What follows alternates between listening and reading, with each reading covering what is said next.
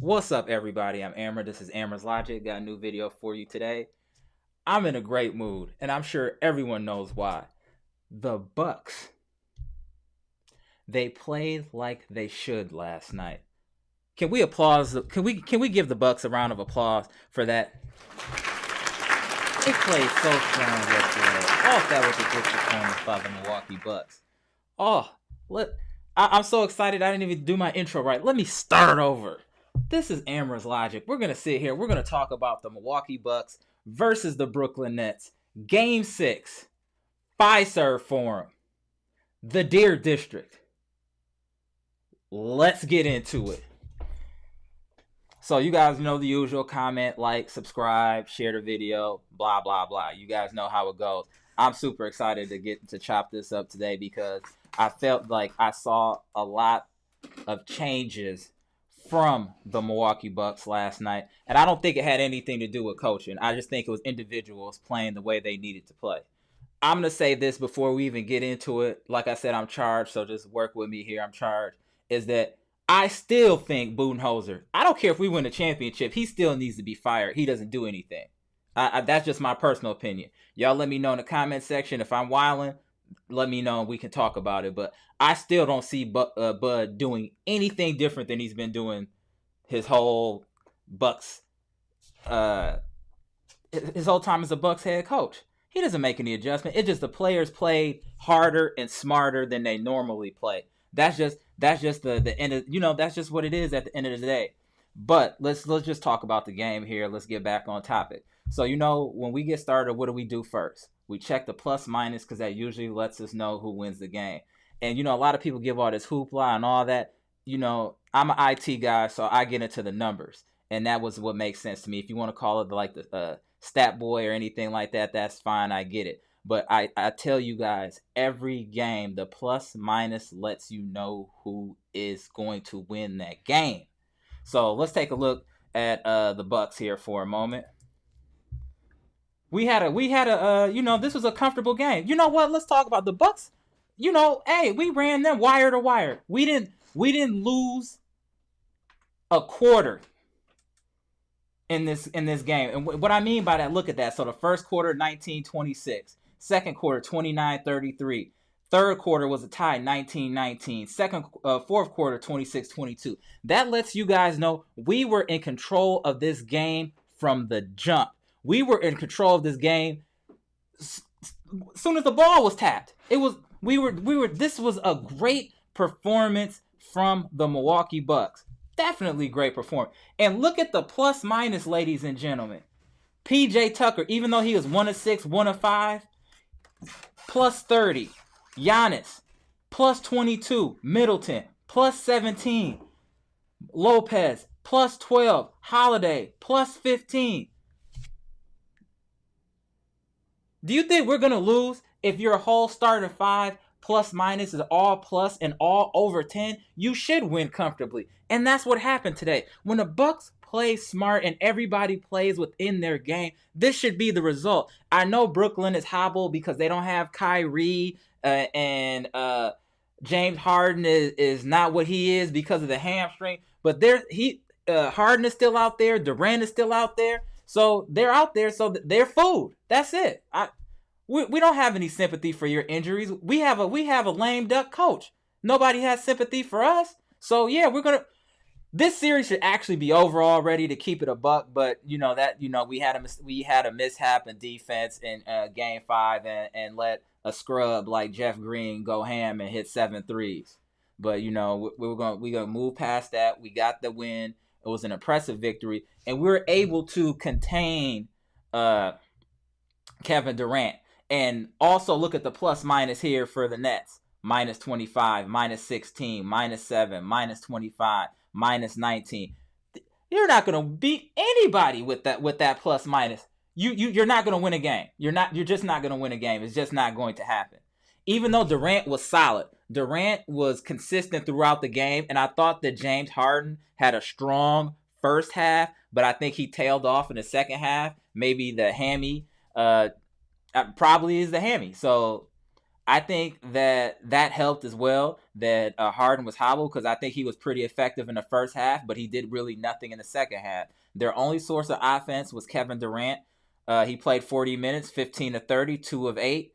Regular Durant, 32 points, 11 rebounds, 3 assists. Even though that's a lot of points, that's okay. We can give him 30. We can't let other people beat us. We can't let the Blake Griffins beat us. We can't let the Jeff Greens beat us. We can't let the Joe Harrises beat us. That's when we're in trouble, when we let the others start to kick in. But as you can see here, besides Durant and James Harden, I mean, Griffin had 12, but that's acceptable for Griffin. Nobody else did anything. And that's the way it should be. We need to suffocate all the others and let their stars get their numbers to an extent, but make them earn it. And I still think PJ Tucker, even though he gave up 32, he played really well against Durant. Durant just hit some tough shots throughout this game. And I also want to give kudos to my boy Chris Middleton. Chris Middleton went honey baked ham yesterday, especially after the first quarter. I think he might have had 2 points in the first quarter, and then he went off after that. When Chris Middleton is on his game and that jumper is falling, it is extremely hard to beat the Milwaukee Bucks. Extremely hard when Middleton is hooping. Look what Middleton did. Middleton missed 5 shots the whole game. Middleton was 11 of 16, 5 of 8 from 3, 11 of 12 from the free throw line, 10 rebounds, 5 assists, 38 points. 38. Let me say it for my German listeners. 38. 38. What? That's what we need. Career high, yes, but I feel like he's capable of doing that on a consistent basis. When our big three are producing, the Bucks are hard to beat. Period. I don't care who they're going against. When the Bucks' big three are cooking, we are hard to beat. Holiday played solid, 21 points. Most of his misses were threes. I feel like taking 10 threes for Drew Holiday is way too much. That needs to taper down. I want to see half of that. I don't think he should be shooting more than five threes per game, and the rest should be taking it to the cup or mid-range jumpers. We have to get out of this philosophy of just chucking threes. 2-pointers count as well. Getting people in foul trouble counts as well. These are things that I saw that Giannis did. You know what? Let's break down and look at what Giannis did. This was one of the best Giannis performances I've seen, and let me explain to you why. Let's get into it here 1 second here. So let me just show you the shot chart. Shout out to my boy Ant Martin for sending me the shot chart here. Let me get this up here. 1 second here.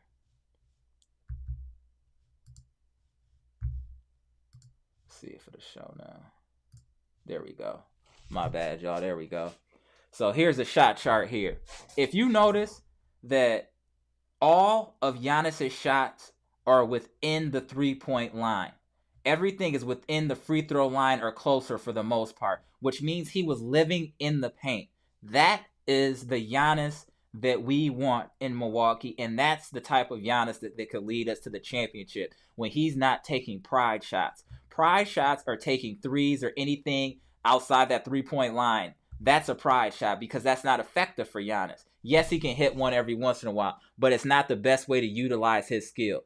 Giannis utilizes his skill best when he's attacking the basket. As you can see here, this was all attacking the rim. Everything. Look how many green circles that are by the rim. That's where we want Giannis. When he's doing that, he's putting a lot of pressure on the defense. And what happens is they collapse on Giannis, and then he was kicking it out to Middleton. He had some layups, and he was kicking it out to Middleton because he knew Middleton was smoking fire. Middleton was fuego yesterday. Middleton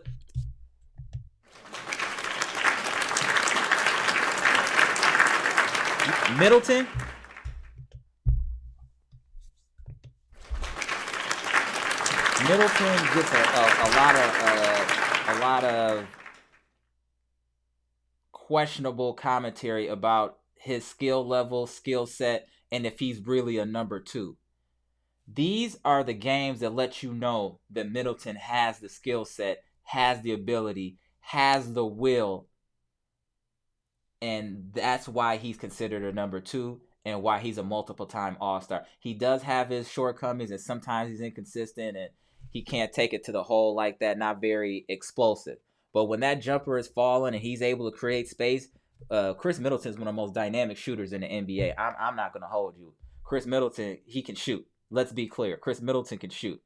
And when we got Drew Holiday, a couple shots falling from him, maybe we get those 3 points going in a second game. We're a formidable team. I feel like we have the ability and the momentum to win Game 7, even in Brooklyn. I feel Brooklyn feels that we're going to beat them. The only way they are in that game is if Durant goes for 60, period.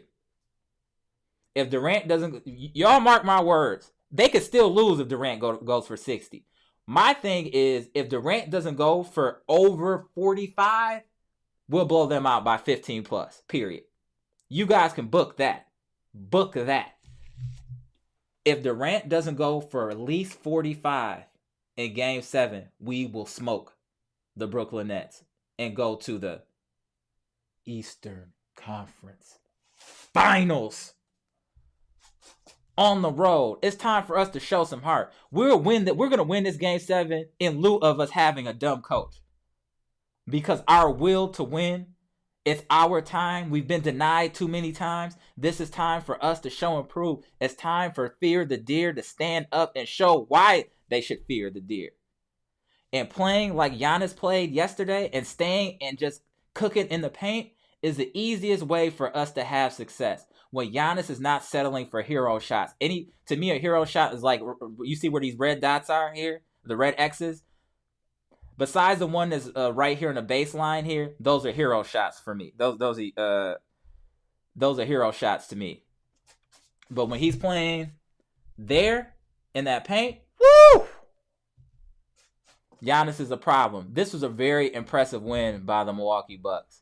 Very, very impressive win by the Milwaukee Bucks. They played well from beginning to the end. They didn't put themselves in predicaments where they could get a run put on them.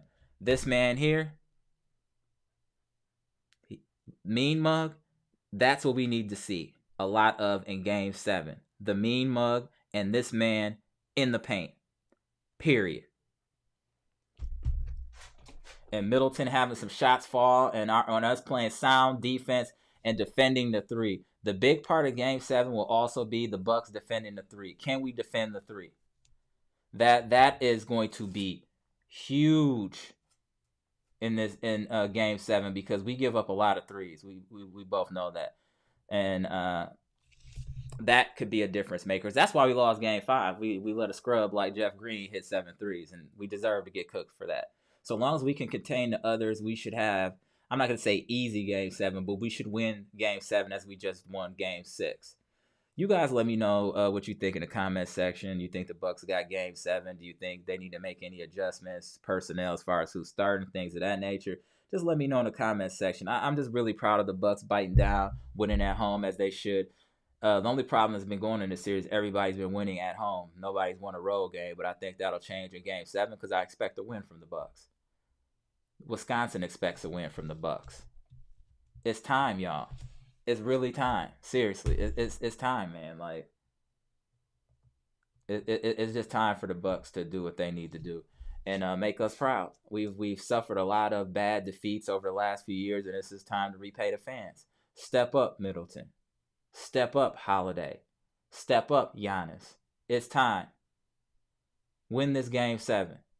You can do it. You guys have the skill set. You have the will. It's just time to show and prove to the country that we are who we think we are. One of the best teams in the NBA. It's time to prove it. And we have the 2-time MVP. Time to play like it, sir. Period. No excuses. Nothing. Let's go Bucks. Fear the Deer. Fiserv Forum will be rocking Game 7. Outside when people will be supporting the Bucks. And they're going to will this team to victory in Game 7. We have the blueprint. We know what we need to do to win. Game 6 was the blueprint of how the Bucks should be playing, period. We do that, we're good. Anything deviates from that, we're going to be in trouble, make things harder than they need to be. You guys let me know if you guys are excited about Giannis. He didn't take a single 3-point yesterday. Not a single 3-point yesterday. Let's go to that shot chart again. Look at not a single 3-point. That is the Giannis that we want, ladies and gentlemen.